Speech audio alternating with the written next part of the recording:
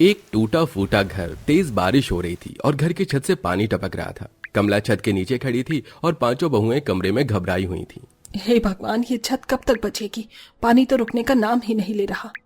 अम्मा, ये छत कभी भी गिर सकती है। हम सब कहाँ जाएंगे? मुझे तो डर लग रहा है। मेरे पेट में बहुत हलचल हो रही है। इस हालत में अगर कुछ हो गया तो? मेरे साथ भी यही हाल है दीदी। अगर ये घर टूट गया तो हम दोनों कैसे संभालेंगे? हमारे पेट में पल रहे ये छोटे से नन्हे मुन्ने मेहमान घबरा चुके हैं इन हालातों को देखकर। भगवान हमारी रक्षा करे। बेटा, कोई कुछ करो। इस हालत में हम कहाँ जाएंगे? इस बारिश ने हमारी हालत और भी बदतर कर दी है। बाहर तो कहीं जाने का रास्ता भी नहीं दिखता। ऊपर से सीमा और संगीता दोनों बहू गर्भवती हैं। उन्हें इस हालत में बाहर ले जाना ठीक नहीं लग रहा। रामनारायण अपनी पत्नी कमला से इतना कह ही रहा था कि तभी अचानक से घर की दीवार जोरदार आवाज के साथ गिर जाती है। सभी लोग डर के मारे चिल्लाते हुए बाहर भागते हुए आ जाते हैं। अरे, दीवार गिर गई। सब जल्दी बाहर निकलो। सब बाहर जाओ। सब बाहर आओ, जल्दी जल्दी। भगवान, अब क्या होगा? मात्र एक ही सहारा था हमारे ठहरने का, आज वो भी हमसे छिन गया। अब हमारे पास सर पर छत भी नहीं बची। हमारा घर चला गया। अब हमारा क्या होगा? कहाँ जाएंगे, कहाँ सोएंगे, कहाँ बैठेंगे? मुझे तो कुछ समझ ही नहीं आ रहा। धैर्य रखो बहू, सब ठीक हो जाएगा। हालत अभी बिगड़े हैं, लेकिन भगवान ने चाहा तो कोई दूसरा दरवाजा जरूर खुलेगा हम सभी के लिए, या फिर शहर से मेरे बेटे वापस लौट आए। बेटों के यहाँ रहने पर जीवन में ऐसी परेशानियां देखनी पड़ेंगी, ये तो मैंने कभी सोचा ही नहीं था। अब आगे का क्या होने वाला है कुछ पता नहीं। सभी लोग घर से बाहर खुले आसमान के नीचे खड़े थे। चारों तरफ बारिश हो रही थी और सभी भीग रहे थे। अब कहाँ जाएंगे हम? ये बारिश तो रुकने का नाम ही नहीं ले रही। किस्मत को क्या कहें। इतने सालों की मेहनत से जो घर बनाया था वो एक झटके में खत्म हो गया। इसी घर में मैंने अपने 5 बेटों की शादी की थी और वो अब 5 बेटे कमाने के लिए शहर गए हैं, लेकिन शहर से अभी तक वापस नहीं लौटे। माँ जी, परेशान मत होइए। भगवान की दुआ से हम 5 के पति शहर में जहाँ कहीं भी होंगे सुरक्षित होंगे, लेकिन फिलहाल हमें किसी सुरक्षित जगह खुद चलना चाहिए। यहाँ ठहरना खतरनाक है। हमें जल्दी कुछ करना होगा। हम इस हालत में नहीं रह सकते।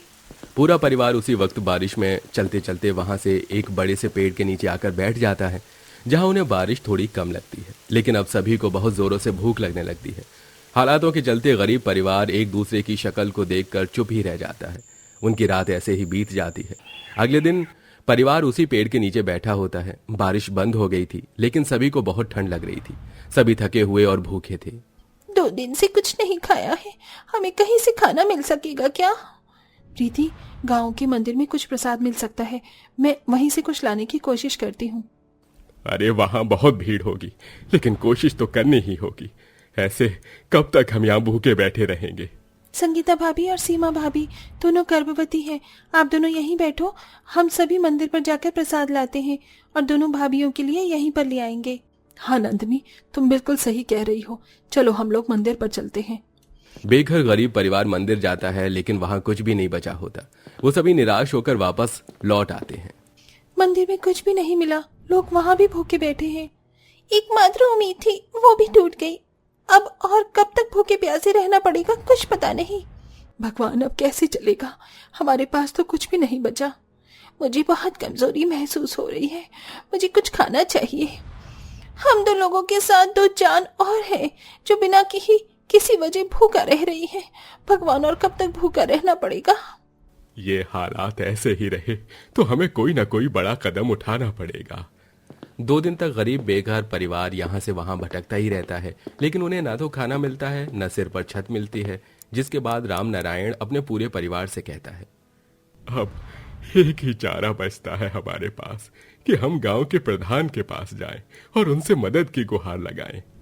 क्या प्रधान हमारी मदद करेंगे? माँ जी, प्रधान की जिम्मेदारी सबकी मदद करने की होती है, तभी तो उसे गांव का प्रधान बनाया जाता है। हमें उनके पास मदद मांगने चलना चाहिए। कुसुम की बात मानकर पूरा बेघर परिवार अब गांव के प्रधान के पास मदद की गुहार लगाने जाता है। तुम लोगों की हालत बहुत खराब है, लेकिन फिलहाल हमारे पास कोई योजना नहीं है। हाँ, शहर में सरकार ने कुछ बेघर परिवारों के लिए योजना चलाई है, वहां जाकर आवेदन करो। शहर में? क्या हमें वहाँ घर मिल सकता है? हो सकता है, पर वहां जाने के लिए तुम्हें हिम्मत करनी होगी। लेकिन प्रधान जी, हम गरीब लोगों के पास शहर जाने के लिए 1 रुपया भी नहीं है। हम शहर कैसे जाएं? क्या आप हमें कुछ पैसे उधार दे सकते हैं? समय रहते हम आपके पैसे चुका देंगे। कमला के ये कहते ही गरीब परिवार उदास होकर प्रधान के सामने खड़ा रह जाता है। अरे तुम सभी मेरे ही गांव के हो, इसलिए मैं तुम्हें कुछ पैसे उधार दे दूंगा। अगर मेरे चलते हुए तुम लोगों की कुछ मदद होती है तो मुझे अच्छा लगेगा। दोबारा मुलाकात हुई तो फिर कभी चुका देना पैसे।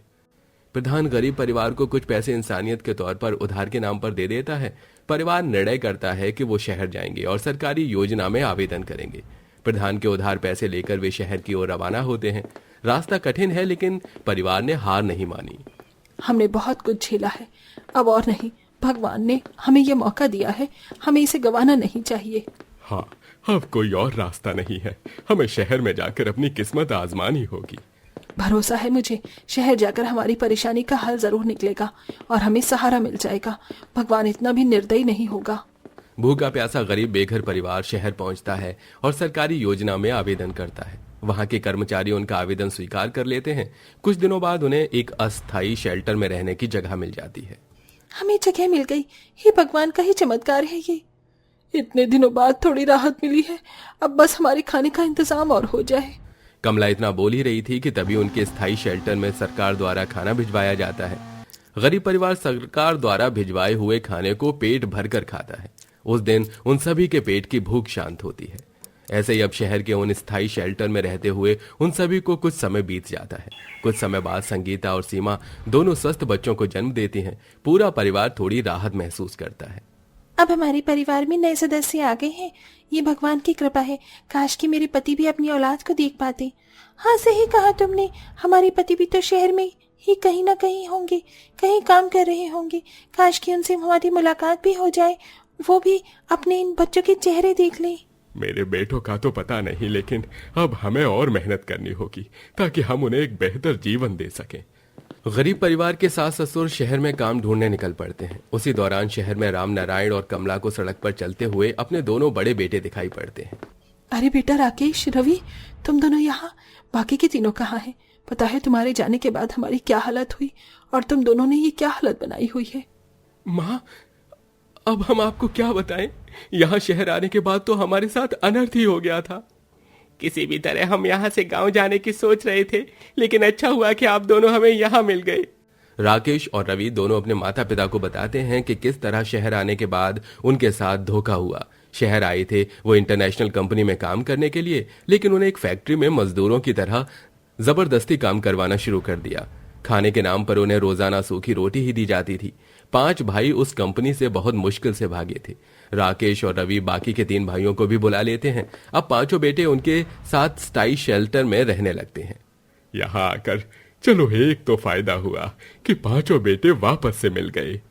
आपने सही कहा, अब हमारा पूरा परिवार एक साथ है। ये देखकर मैं बहुत खुश हूँ। ऐसे ही वो वहां रहकर अपना गुजारा कर रहे थे। एक दिन परिवार को सरकारी योजना के तहत नया घर आवंटित होने की खबर मिलती है। हमें घर मिल गया, हमें घर मिल गया। भगवान ने हमारी सुन ली। अब हम फिर से एक छत के नीचे रह पाएंगे। पूरा परिवार नए घर में प्रवेश करता है। सभी के चेहरे पर खुशी है। ये घर तो छोटा है, लेकिन हमारा अपना है। अब हम सुकून से रह सकते हैं। हाँ, अब हमें किसी चीज की चिंता नहीं करनी पड़ेगी। भगवान ने हमारी मेहनत का फल दिया है। रात का समय, पूरा परिवार एक साथ बैठा था और घर में बना पहला भोजन कर रहा था। सभी के चेहरे पर संतोष था। इतने दिनों बाद ही सुकून का खाना मिला है। हाँ, अब हमारा जीवन सही राह पर है। ये सब हमारी हिम्मत और ईश्वर की कृपा से ही संभव हुआ है। अब हमें किसी चीज की चिंता नहीं, हमारे बच्चे भी सुरक्षित हैं। सभी परिवार के सदस्य एक दूसरे के पास बैठकर मुस्कुरा रहे थे। कुछ दिनों में 5 बेटों को अच्छी कंपनी में नौकरियां मिल जाती हैं और उनके पास अब कमाने का साधन होता है। ये हमारा नया जीवन है और अब हमें इसे अच्छे से जीना है। हमने बहुत कुछ झेला है, लेकिन अब सब कुछ ठीक हो गया है। अंततः एक सुखद और शांतिपूर्ण जीवन की शुरुआत होती है। बहुत सारी परेशानियों का सामना करने के बाद एक समय ऐसा भी आया जहां बहुओं को सुख ही सुख नसीब हुआ। तो दोस्तों, क्या आप भी मानते हैं अंत भला तो सब भला? कमेंट करके हाँ या ना में जवाब जरूर दीजिए।